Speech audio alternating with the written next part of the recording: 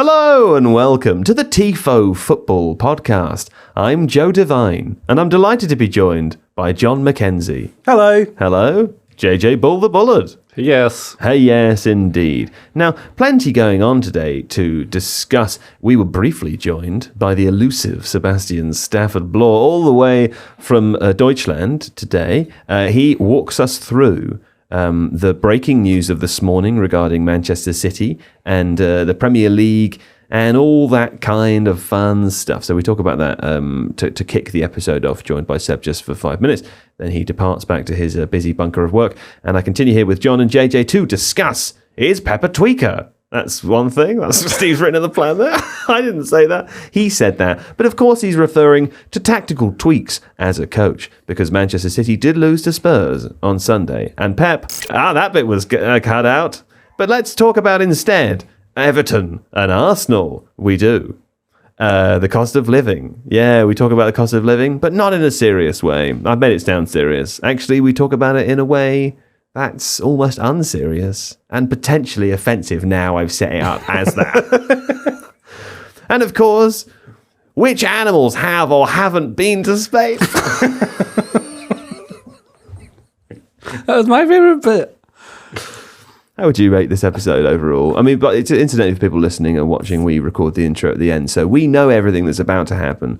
And what would you, if you were giving an honest reflection to listeners now, thinking about the number of quality podcasts out there and the short amount of time that people have in their day-to-day lives. Entire lives, yeah. How much longer would you advise that people listen for? I think life is so short and you should enjoy all of it. And that if you have other things you need to do, then do them. This is a good time to do them. This is good, isn't it? This is real. You should definitely keep listening. It's real definitely insight worth into it. Oh, there we go. So that's fine. What about you? I was supposed to say, yeah. What about you, Steve? I think we all have off days. Today was one of yours. Yeah. And if you have off days and want to get better and have a much better day, well, I'll tell you what you should do. You should go to The Athletic. And TheAthletic.com. Yeah, /Tifo. /Tifo. Yeah, /Tifo. And then you can get some sort of deal where they sneak you in to read the thing. Yeah. And you like it. All articles on football. Lots more analysis than you might find on certain podcasts today. That's right. But it's all very informed, very well written, very well reported. They've got all sources. Whoa, those are the things you could find out. You could learn about Man City's FFP stuff. You can do that. Even though Seb tells us. Arguably, if I'd read any of it today, this would have been a better episode, wouldn't it? Yeah, I read lots. There's lots of good stuff on there. But yeah, you can do that for free. A free trial. Well, there we go. Stick around if you want to learn more about which animals went to space. But if you want to listen to a football podcast, John was on the Totally Football show that went out yesterday. So you can enjoy that if you want to. I will leave you then in the warm hands and the cool embrace of John Mackenzie. Oh no, it's Seb Stafford-Bloor. Seb Stafford-Bloor. Hello, Seb Stafford-Bloor. Thanks for joining us today. So good to see you. I should say Guten Tag. Guten Nachmittag, Herr Devine. It's now afternoon. Yes, there we go. That's true, isn't it? Fine. Listen, we've drafted you in to tell us a little bit about what's happening with Manchester City. It's worth pointing out the news has broken very recently, so it's fresh for us. Even if you're listening to this on the following day, there may be more information available. But as it stands, Seb, I believe the Premier League has referred a series of alleged breaches of financial rules by Manchester City to an independent commission. What am I saying? No, the outline of that is completely right, Joe, but not just some breaches. So the Premier League has referred 100 breaches of its financial rules over a 9-year period to a independent commission. I suppose to simplify, you can read the full account of this on the Premier League's website, but this roughly breaks down to sort of 4 different sections. So the breaches relate to the reporting of commercial revenue, managerial remuneration, which is kind of self-evident, and player remuneration, in addition to which the Premier League also alleges that the Manchester City have not cooperated fully with the investigation. And that's an investigation which has gone on for a really long time. So it started, I think, close to 5 years ago now, back in 2018. And I think it's one of those where a lot of people kind of just forgot about it and just thought it had sort of quietly died and gone away. But not so. And Manchester City, I think as a sort of scene setter, I think it's worth saying that not a lot is probably going to happen quickly. If you remember the previous Manchester City versus UEFA clash back in 2020, obviously the legal proceedings become a bit protracted. They go away in quiet, and then eventually one day you hear a judgment come through. And I suspect this will be an even more elongated version of that. So buckle up, I think, is the... Okay. But they can't. So last time, when it was when they were competing against UEFA, I say competing like it's a game. It did have that feeling, didn't it? Yeah. Competing against UEFA, they took it to the Court of Arbitration for Sport, which they can't do in this situation. Is that right? No, I don't think so. So obviously, what happened before is UEFA handed down a judgment and a 2-year ban from the Champions League, and then Manchester City appealed that verdict to CAS, Court of Arbitration for Sport, and they overruled it. This time, it's worth stressing, Joe, this is unprecedented. This hasn't happened really before. I don't think I've ever read a statement from the Premier League quite like it, and I don't think anybody has. I think there's a sort of image of the Premier League as a little bit of a kind of, a soft treading organisation, and yeah, this is quite unlike any other statement they've issued. Also, it's not really worth speculating on what may happen next, just because it's the Premier League and because it's being led by the Premier League. List of punishments, sanctions, no one can really have any idea. Probably can kind of do what it wants in that respect, because they own the ball court in this instance. So I don't know, and people speculate on Twitter. No one has any idea. Nothing like this has happened. Also, the length of the investigation is unprecedented. Ordinarily in this kind of situation, well, there isn't really an ordinarily, but we're used to kind of, situations like Middlesbrough back in the 90s when they didn't fulfill a fixture. You had a kind of court hearing and a 3-point deduction, and then that was all assessed within the same season, and Borough went down. It's not going to be like that. It's going to be far more complicated. Obviously, the legal resources of clubs who the Premier League attempts to punish are far greater than they were 20, 30 years ago. And actually, it's worth, while we're here, it's worth reading City's statement in response, because it's just been issued. And it kind of characterises their mood and the defiance. So it's released on their website. It says that Manchester City is surprised by the issuing of these alleged breaches of the Premier League rules, particularly given the extensive engagement and vast amount of detailed materials that the EPL has been provided with. The club welcomes a review of this matter by an independent commission to impartially consider the comprehensive body of irrefutable evidence that exists in support of its position. As such, we look forward to this matter being put to rest once and for all. So, yeah. They don't agree. I like that. I like the bit where they say they don't agree. We welcome the other people investigating us. I welcome it. Anyway, fine. That's fun, isn't it? Seb Stafford-Bloor, thanks for joining us. We bid you auf Wiedersehen back to... My Mac is trying to update. Give me one moment while I say goodbye to you. Please update in one day. And Seb, please also you update in one day. Update me on the Man City story. Yeah? Yeah. See you, bye. Well, that was Seb Stafford-Bloor. Now let's discuss Seb Stafford-Ball. Because, of course, if you thought things weren't going well for Manchester City off the pitch, I don't know why you'd think that, but they also didn't go that well for them on the pitch, a.k.a. Tottenham Hotspur 1-0 Manchester City, John. Now... what on earth happened there? Also, Harry Kane broke a goal-scoring record. Yeah, I mean, I think we have to distinguish between two things. One of the things is that Spurs haven't been in great form recently, but the other thing is that Spurs have actually caused a lot of problems for Man City at home in the last 5 games. I think it's something like 84. Okay. I think it was 80. Sorry, go on. We haven't got time to waste.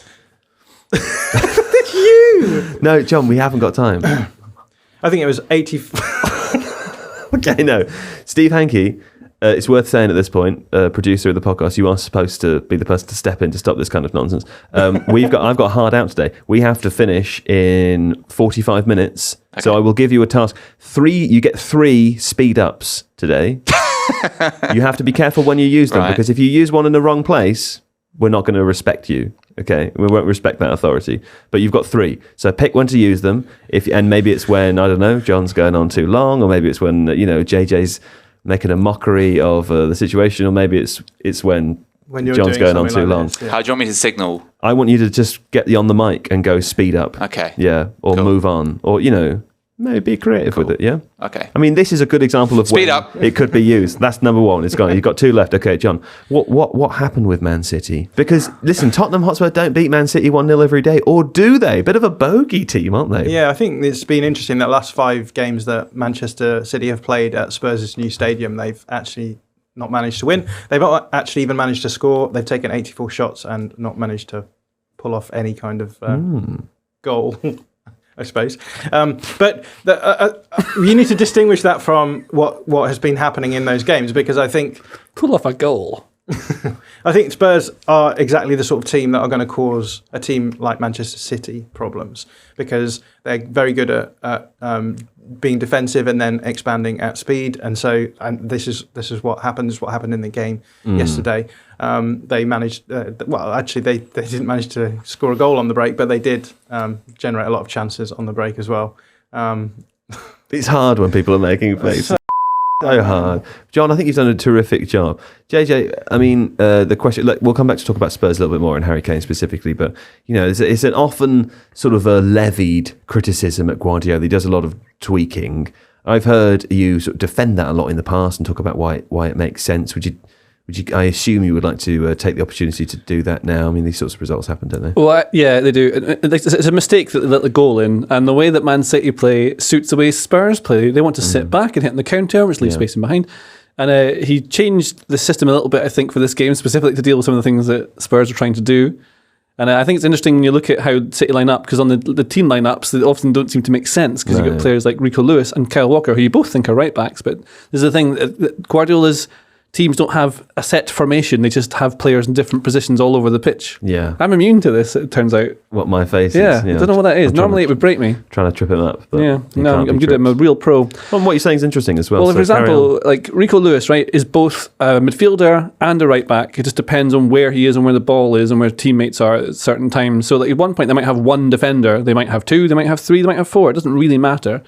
Then you've got Julian Alvarez, who looks like he's playing as a forward if you put them in a 4-4-2, but it's actually more like a 3-1-4-2, but also it's a 3-1-5-1.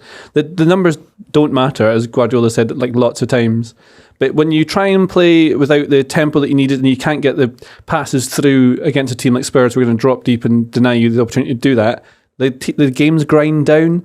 And I thought Spurs looked quite good in that they were able to play the way they wanted to, and City didn't really create. There's that same narrative with Erling Haaland going on, where they're not playing the passes early enough to fire him in to where he would want to go. Bernardo Silva's quite guilty of that. He does that a lot. And it might be because, like John did in a video we've got up on Tifo IRL, about why City want to make sure the rest defence is in the right positions to make sure they can't be counter-attacked. That they're not making that early pass. They want to play the extra pass to try and get them up to the pitch in the right position to be able to control the game. But then they're still not making use of him in certain situations now. And it is interesting to work out whether it is determined by the manager that's what they're doing, or because players are doing it in a certain way. I'd imagine it's a lot to do with the manager. Yeah, it is quite frustrating to watch, I always think, because it always feels like City play at quite a slow tempo. And if you compare them to, for example, Arsenal, who play in a very stylistically similar way, with Arsenal, it feels as though they are much better at having those quick transitional moments. I mean, City do them. You've got Kevin De Bruyne, who's probably one of the best transitional passers of the ball. So carry the ball, get to a decent situation, and then play the ball in behind. But with Arsenal, it feels as though they're much better set up for those kind of things, and they get a lot of joy in it. Whereas with City, it's always the case that they're going to be more patient. They're always never going to do anything too risky, and that's always going to be the payoff at the end of the day. It's going to be, do you want to protect the ball and stop teams from countering on you? Because the whole thing about the way that Pep Guardiola plays football is, how can I get as many players into dangerous positions without compromising on the defensive aspect of that? Yeah. And I think he's never going to give that up. If you start spamming the ball into the box to someone like Erling Haaland, you're, yes, generating more chances to score, but you're also generating more chances for the opposition to get the ball and counter on you. And this is what happened in the game against Spurs, was they weren't good enough in those moments where those transitional attacks happened. And it seems to be leading them to problems this season. So it's one of the it's similar to what's going on with Liverpool, right? As soon as a little thing goes wrong, it can have really massive implications on the rest of the way that your game is structured. Yeah, I think the consistency in starting lineups can help you as well. Like, one of the best things Arsenal done is kept mostly the same team every single week, whereas City deliberately don't do that. Lots of the same subs as well. Like, I've noticed that Tomiyasu has been subbed on for what's his name? Ben White. Ben White, like at roughly the same time in a few games in a row, right? So even if that's not consistency at the beginning of the game, it is a form of consistency throughout. Yeah, maybe to be part of. They know how much running Benjamin White has got in him. Yeah, Benjamin White. Yeah.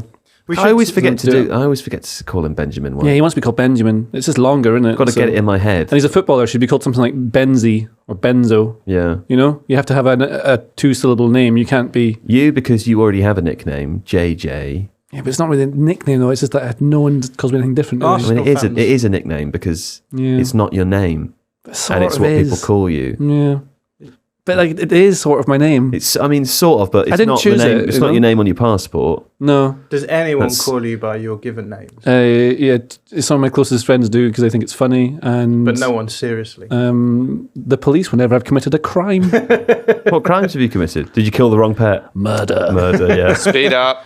Oh, he's going through them quick, isn't he? He's only got one left. You've only got one left, Steve. Yeah, I think he's gone too hard too early here. Well, Yeah, he really has gone have. far too hard too I early. could have riffed on that for ages. Let's speed up though. Rico Lewis, tell me about Rico Lewis before we chat about Spurs. We will chat about Spurs, but before we chat about Spurs, tell me about Rico Lewis. Oh no, don't do that. I've got something to tell you first, John. You were saying before that they didn't really generate many chances in this game. Haaland didn't register a single shot in this game, and also Manchester City have lost their last 3 away games in all competitions. So looking for something a bit more promising, I suppose. Tell me about Rico Lewis. Yeah, Rico Lewis is an interesting guy because we've talked about him in the past. He is playing that inverted fullback role, but he almost starts in that inverted role and then moves out in defensive phases.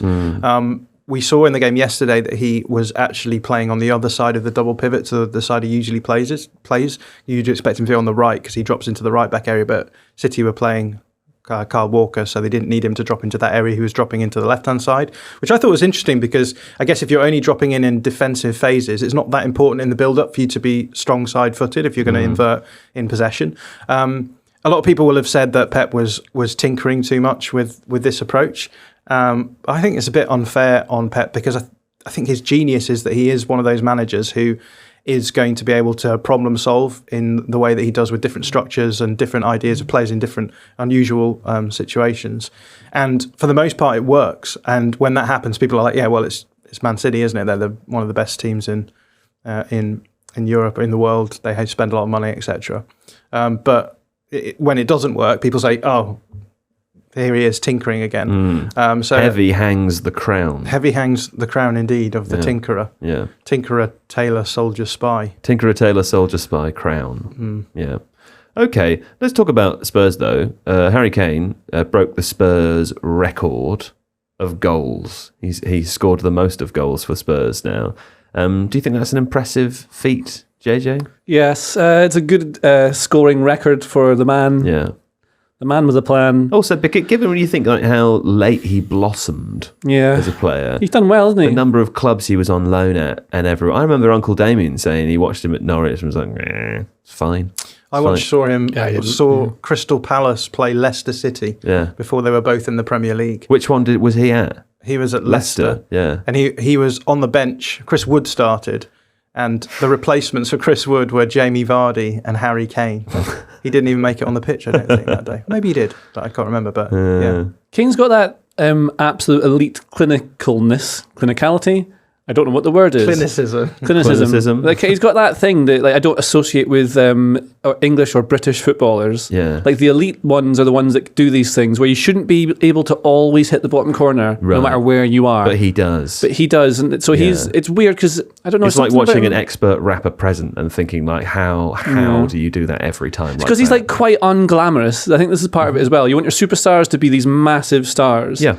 Where like Messi just is and Ronaldo was. Yeah. And I don't know, like everyone's got their own little special things, but Kane is just a nice man. I agree. He's unassuming, and actually, one of the things I like about him the most is when he really thunderbolts the ball. I'm always a bit surprised at how hard he can kick it. You know, what I mean? Because he's quite unassuming as a player. He's really strong. He's very devious. Like he's a little weasel a lot of the time when he'll bring the foul on, go down. His link-up play is very good. He drops deep a lot. We know that. He's done that for a long time. Yeah. Yeah. Sorry, I watched a video yesterday about otters and how aggressive they are. How are they? And I watched an otter escape a tiger and then attack it. And I watched an otter and its mates chase away a crocodile, a massive crocodile. Do you know about sea otters? They're the bigger ones, right? There's a nice story about them. Is that they hold hands when they're sleeping so they don't drift away from each other. Yeah, that's very nice, isn't it? Nice, yeah. That's very nice. It was important to keep those you love close to yourself. Yeah. Much like how Spurs players stayed hand in hand in the defensive shape to prevent Man City getting through them. Well, how did they do this? Because things have not been going that well for Spurs. Oh, we should also say, I've heard other people say this on a couple of other podcasts as well, but Antonio Conte taken a little bit of time away to recover from a medical procedure. Had a rough year, apparently. Didn't really know any of that, but there we go. There's had a couple of people close to him die. Yeah. And a gallbladder operation, which isn't fun. Sounds doesn't it? Sounds awful, yeah. Well, all the best, Antonio. But they really did it in his absence. How did they do it in his absence? A bit of what I was saying earlier, where they were able to let City control the ball and play the way they wanted to, then hit them on the break. And then they would press high when they had the opportunity to do it. And then City were a bit loose with their passing. So when I was saying earlier about the consistency in starting lineups, I think although the tinkering that Guardiola's gone on about, how he's changing different players and different systems, it might work if they're doing it every single week. But you've got different players coming in and out. You'll get young players make mistakes. Like Lewis will do it while he's young. That's what young players do. Rodri, uncharacteristic error, passing the ball to a player that shouldn't have been passed to because he had a player on his shoulder. Højbjerg, who always does that. They would have known he does that. In training, they would have told him not to do that exact pass. Because that's where I've seen the Spurs do that a few times this season even. Højbjerg steals it and then turns that into a goal. And then it's just making sure that City can't score. And City weren't playing the passes they could have done to Haaland. Romero was making sure he got sent off. But early on, this is why I like players like Romero. For no reason whatsoever, he followed Haaland all the way into the City half and reduced him with his slide tackle. The reducer. It's a classic. Let him know you're there, but he'll have known now. I don't want to mess with that guy. I think everyone knows Romero's there, even if they haven't played him. They've heard he's there. His reputation. Him getting sent off is quite good because it's that he doesn't mind getting sent off. He'll wipe out Grealish and he'll make sure that Haaland doesn't want to go near him. Yeah. And then I wonder. I've not watched it back to be able to see, but I wonder if Haaland tried to stay away from him after that. I bet not. He's a big lad. Probably not. Yeah. Hey, here's before we move on and talk about something else. A little guessing game for you. Harry Kane went on 4 loans from Tottenham. We've already heard 2 of them. If you're looking at this in the plan, don't play the game. I'm not looking at it. We've already heard 2 of them. Norwich and Leicester. They were the 3 and 4 of the 4th. Guesses for the other 2 teams that he went on loan to. Leyton Orient. Yes, he was at Leyton Orient first. And Millwall, that wasn't a very fun game because the game was over almost straight away, wasn't it? Let's go for a break in that case. Can we talk about Spurs pressing a little bit more?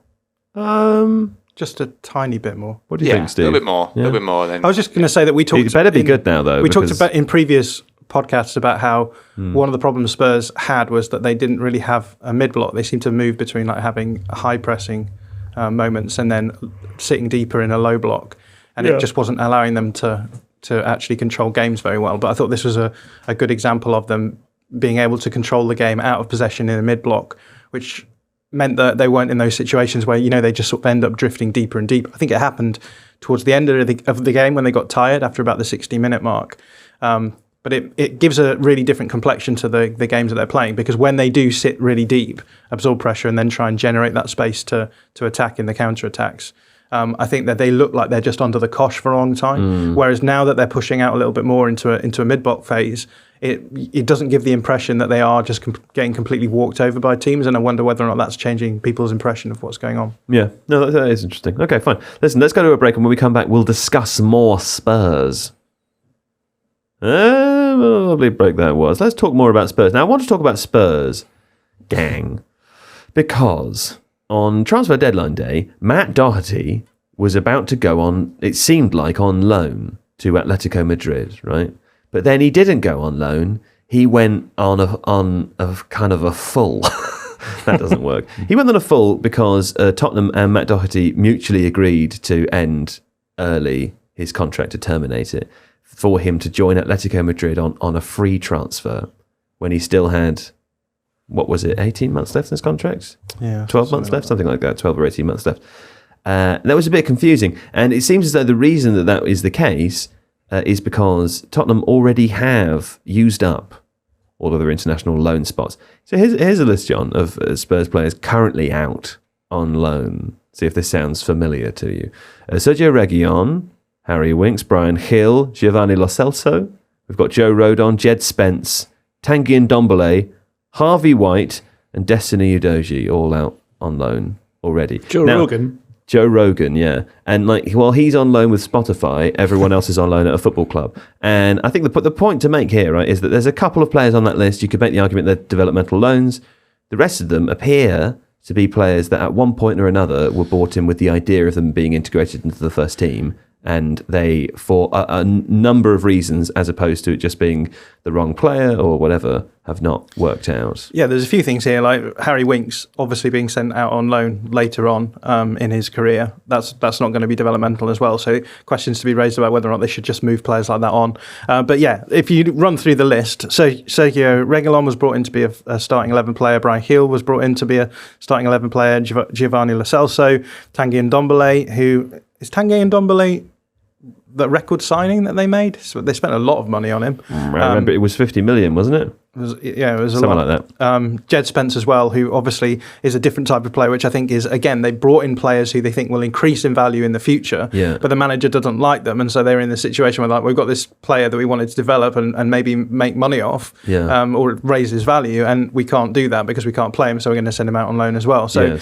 it points to, I guess, to an extent, like a lack of planning in how you're structuring your squad. But I think also, like, the bigger point here is that there's now so much money in the Premier League. Teams can buy players even almost surplus to requirement, and then think about how they're going to use them later on. And this is, I think, probably going to become a bit of a problem as time goes on with the Premier League becoming a de facto European Super League in that sense. I think that's the interesting part of it, isn't it? Because JJ Bull, we often talk about the positive sides of the Premier League becoming the de facto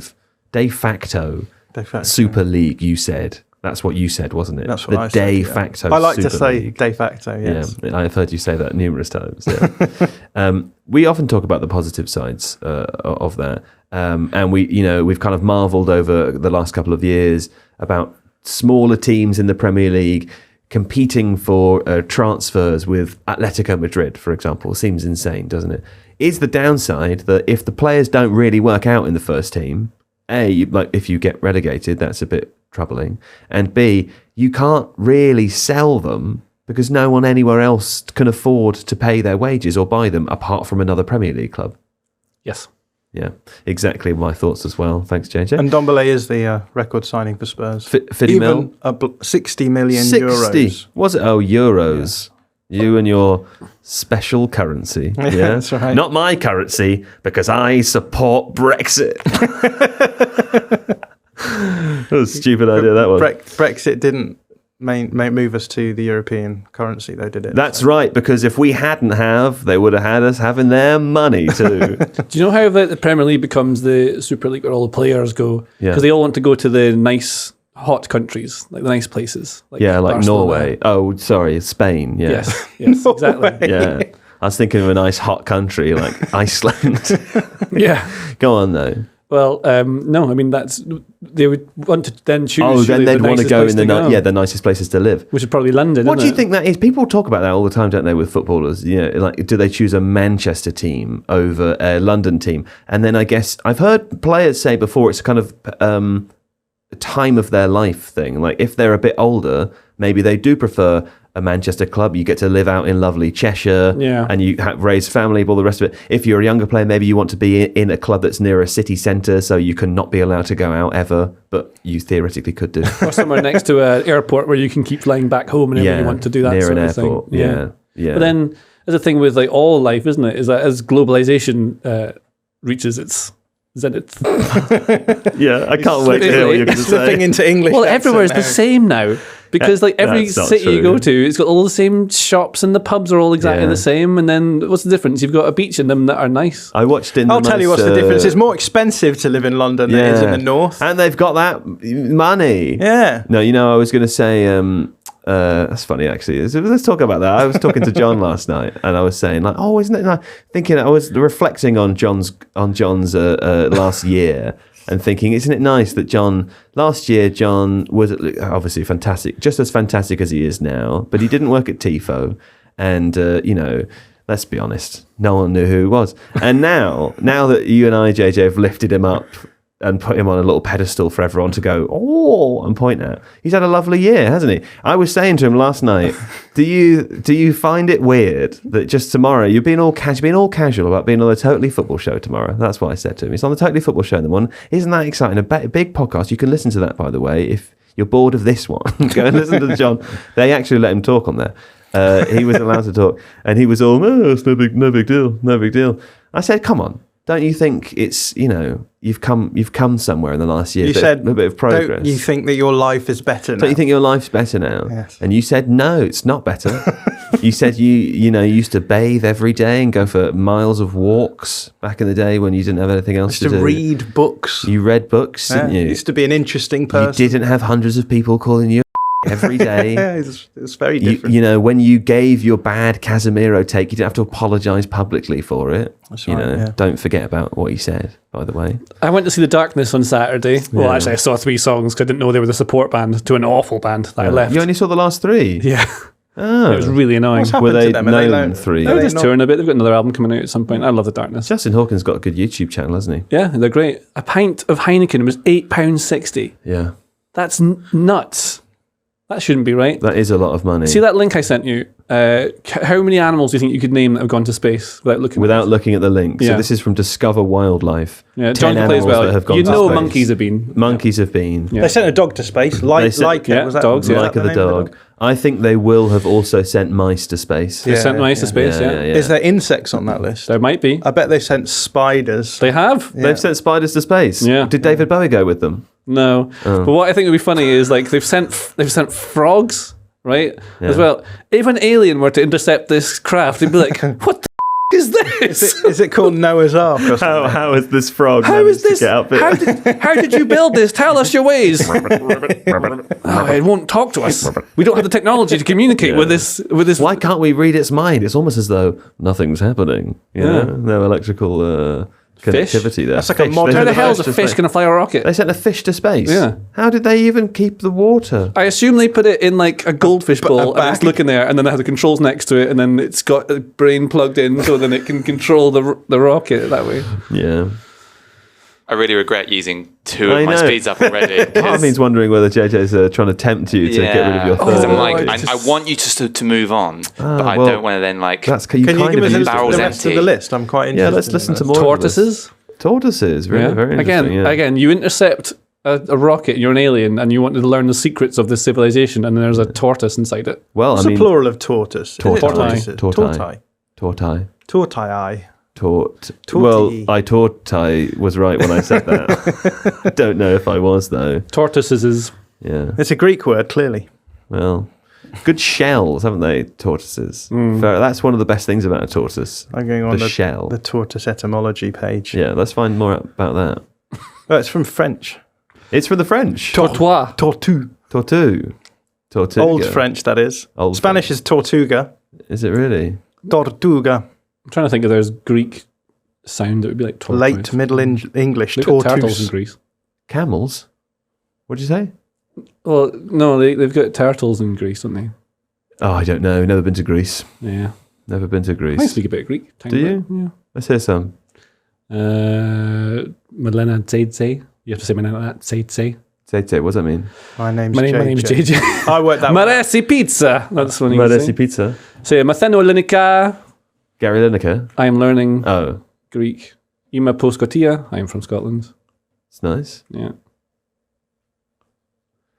Well, I used to be able to do more. I hope she was nice. I used to talk in Greeklish to people. I was bored because it would be in the club. It'd be so loud and they're all Greek. Yeah. So I learned it because I was bored and I didn't have to stand there on my own drinking as many pints as I could to make it bearable. Can I say? Yeah. I think we've all underestimated Steve. Yeah. I think we all thought Steve wouldn't have the guts to keep this bit going as long as possible. I wanted to test the waters. He just isn't standing firm. I think I might have to move us on myself, which feels wrong. I feel like we're losing the game. Yeah, he's on to you. He has won the game. Sorry about Arsenal Everton, really, shouldn't we? Probably. I mean, is it? I don't know. Is it even time for that? It is time. Yeah, come on. We've got to talk about that. It's one of, if not the best performance. No, I just wondered if it was season. time for a break again, or is it not? It is. It is time for a break, yeah. My instinct was correct. Let's have a break, and when we come back, we'll talk about Everton and Arsenal, which was another big surprise. Yes, Everton 1-0 Arsenal.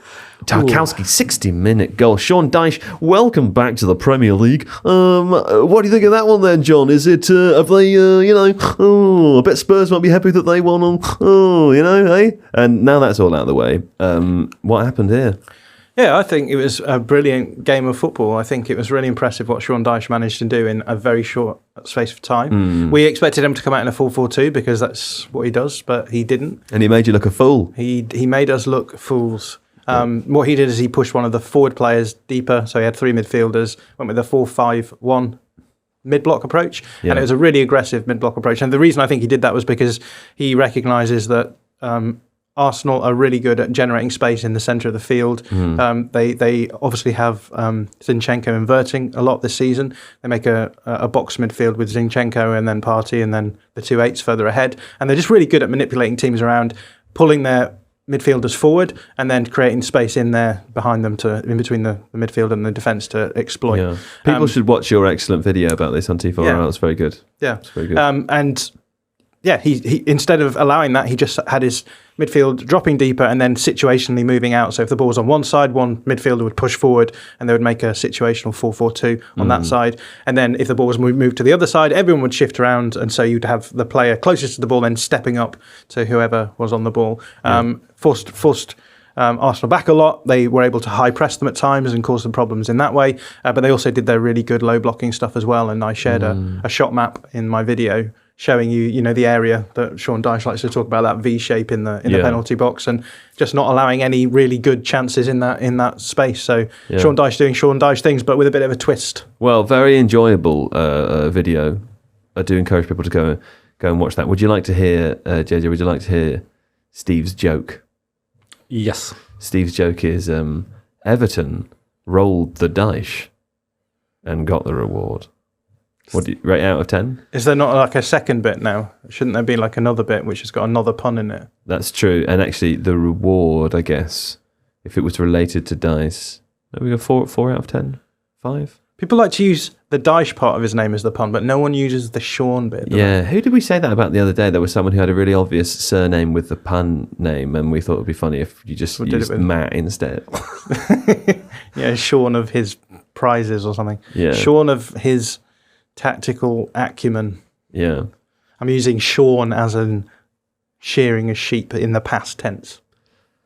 James McNicholas wrote a piece, JJ, there saying that, we've seen all about why Arsenal could win the league. Perhaps with this game, we see why maybe they won't. Now, of course, that was written before Manchester City then went and screwed it on Sunday.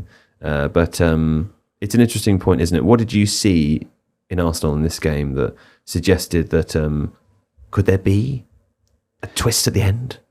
I think this is the kind of team that Arsenal absolutely could lose to, and they did, obviously, who would have, you can't manufacture the kind of motivation that those players might have had brand new with Sean Dyche coming in as a manager, totally changing the way they trained that week. He's going through things like the bleep test, which I don't think is for him to try and measure their physical ability. No. He's just trying to get them to run and realize, have like a mental shift change, basically, just change the way they think about what they're doing at work, and get them running hard so they know that this is a different kind of place they're in now. It's not what it was before. Running towards the future.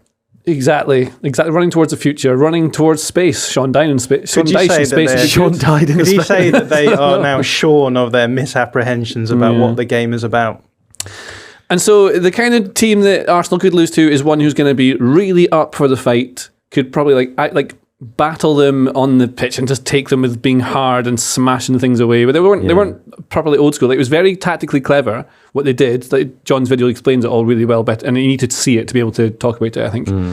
And then, like, I think Arsenal will do fine against other teams. It's just like that motivation they would have had for this game. Like I say, you can't manufacture it. So they've got that lucky bit coming up.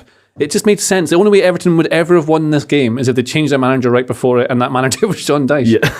That's the only way they could have done it. It's quite smart in that way of looking at it, isn't it? You know, they had to run a lot though. Like Sean Dyche is always going to want to have double coverage on the full. All I can hear when you say Sean now is the other meaning of the word. Sean Dyche. The goal corner as well, wouldn't it? Yeah. So, but look, just loads of run. He talks about it in his Coach's Voices video, which again is very good. People should go and watch that. He talks about running the hard yards, and you can see that in that game where there's so many situations where you see the wide players having to drop in super deep in those moments when Arsenal are transitioning, and you can see the benefit that it has because they just didn't allow any easy chances, and that is not a tactically difficult thing to get your head around, but it is a really hard thing to get players to do because a lot of the time that doesn't happen. I think in the Liverpool Wolves game, the final goal that Wolves scored, you can see Thiago Alcantara just not getting back in the same way, and that's what you have to get as a manager for those teams. You have to get the buy-in for players to put the effort in and get them to see that putting the effort in actually does have that. And then when it doesn't work, even though they've put that in, it doesn't work, then the manager just doesn't have any power because even though they do exactly everything right, they're letting a go like that, and they'll go, well, it didn't work, so I don't like this, and then you don't get the buy-in. It doesn't work. So you have to start off well. Yeah, okay. Very interesting. Well, I'm looking forward to seeing more of Everton's results as opposed to games, but I mean, it sounded like they were interesting and fun. One would expect now, if they have the quality and the ability to beat Arsenal, that maybe they can evade relegation. With Arsenal, of course, I think we said outside before we started, it's a little bit of luck there with Man City losing as well. Otherwise, perhaps the narrative coming out of the weekend would be a little bit different. But there are some tough months ahead for that title challenge. Not over, is it? Fine. Let's also discuss now Manchester United 2-1 Crystal Palace. JJ Rashford scored again. That's quite a lot of goals now, isn't it? Was it a good one, this one? This goal is one of the best goals under Erik ten Hag. It shows how United have changed from the old ways. So they're no longer, like, they just look like a Ten Hag team now to me. And this goal, so sure enough, it's like a 14 pass build up. But if you go back, so I've watched back from the bits before the goal, you can go back another like 3-4 minutes or something like that before they have to reset with a throw in and start again. Like, they just have total control, moving from side to side. Palace can't get near them, nor do they really want to. They're just letting them play, and then they move it side to side. Really nice passing, moving. Wan-Bissaka's playing through the middle like a number 10 during the move. Like that, you didn't see that coming. He seems to really have improved in the last few months, doesn't he, Wan-Bissaka? Yeah, he has a lot of stuff going on, and then he seems to be playing well now. I don't know, is Dalot been dropped, or he's injured? Injured, that's what it was. Yeah, I think it might have just been a lot of confidence lacking. He looks a bit better on the ball. There was a game he played recently, I can't remember what it was, where he didn't look incredible. But here, like they say, he's moving into the midfield positions that we thought maybe he wouldn't be very good at because he's not great on the ball. And there are better players than him at doing that. And it ends with Rashford finishing really smartly in the middle of the penalty area. It's a really lovely Ten Hag pass and move, positional play, keeping them squished in kind of move. Very different football to what we've seen under Solskjaer and Rangnick in the past. So it's going forward that. Yeah, okay. John, I'm distancing myself from this comment, but Steve's put in the plan, are the Red Devils creeping into the title race? That was Steve. I didn't say that. It's nothing to do with me. Steve said that. I would also like to distance myself from... Should we all distance ourselves from Steve? I feel like maybe we could... Speed up. An excellent use. I want to get closer to Steve now. Very well played. That's him done though now. Well, also that's it. That's the end of the podcast. You speed us along to the end there. Fine by me. JJ, to wrap up, I'd like to hear the remaining 3 animals that were in space. In please. Sean Dyche's voice. I clicked on to a video instead about the story of Soviet space dogs, and then they put them in, the gravitational thing when you test how many G's they can withstand. They put the dogs in that. How can you test how many G's a dog can withstand? Like, how do you assess that? Just like ask it afterwards. Oh, John, do you know what the first animal in space was? A human. You'll never get it. Fruit flies. The humble fruit fly. This would have been well ahead of that. Fruit flies, monkeys, said mice, and dogs. Dogs ahead of humans. Tortoises, frogs, spiders. What a stupid fish. thing for me to say. Tardigrades. Tardigrades. I've never heard of a tardigrade. They're also known as water bears. Water bears? Now, that would be a good animal. That's a bit misleading for people listening who also haven't heard of tardigrades. They're microscopic invertebrates. Yeah. Water bears. And nematodes. And that's TODES as opposed to Nematodes sounds like a sort of children's cartoon on Saturday afternoons. Nematodes. Oh, they're also called roundworms. Fine. Can plants be grown in space? Maybe they can. JJ Bull, thank you. Hello. And John Mackenzie. I nearly called you Sean Dyche. Would you care to make one final Sean pun? No. No. Good stuff. That is always a blocker. It's John just Dyche. one big blocker. John Dyche. Sean Dyche. Sean. John Dyche. Yeah. Sean Dyche and John Dyche. Sean I Mackenzie. see, I like to throw these puns in. I've just said John Dyche and John Dyche. You haven't got a clue what that is a reference to, do you? Jaundice. John Dyche and John Dyche. Do you have jaundice? No. What is it a reference to? You'll have to look at the comments on the podcast. I won't though. No, that's fine. You will never know. John Dyche and John Dyche. I don't know if I'm enjoying this. Steve's run out of speed ups. Yeah. All right, Steve. I've seen the thanks. whole thing, really. Thank you. Thanks. Yeah, he says thanks. Yeah, the whole thing. You're reflecting on the whole episode. Yeah, just thinking back on it. What you Been a want? bit bitty, hasn't Get a it? bit of a Yeah. rating of it for it now. Don't know, have we done much analysis of anything? No. Not I think really. we did some. I liked learning about other animals in space. Yeah. It just feels... What would you give this podcast episode as a rating out of 10? I would give it... I won't tell my friends to listen to this as the first one. Yeah. Yeah. Of the- I will tell would my give friends this not a- to listen to this. My version of that is like, do I retweet the tweet or not? Yeah. And if I'm not especially proud of the episode, I'll just leave it. But if I think it's a good one, I'll retweet it. You know, haven't retweeted for a while. Can you That's an indictment on my work, isn't it? Steve. Can you give us a sort of just basic outro? This is still the end of the podcast. Isn't it? Yeah, but We're going to keep that bit in, aren't we? are we? I think this podcast has been great. Yeah. Yeah. I've had a really good time. Have you? I think we've covered so much stuff. I don't I think we could have agree. analysed anything any better. I think this has been one of the best podcasts that we've ever done. I can't wait to retweet it. Yes, I can't wait to throw my promotional support behind it as an indicator of how much I respect and admire the work of both of you and myself. Imagine the aliens found a bear in a rocket. What they would do with that. Thanks, everybody. See you next week. Bye, and bienvenue. So stupid.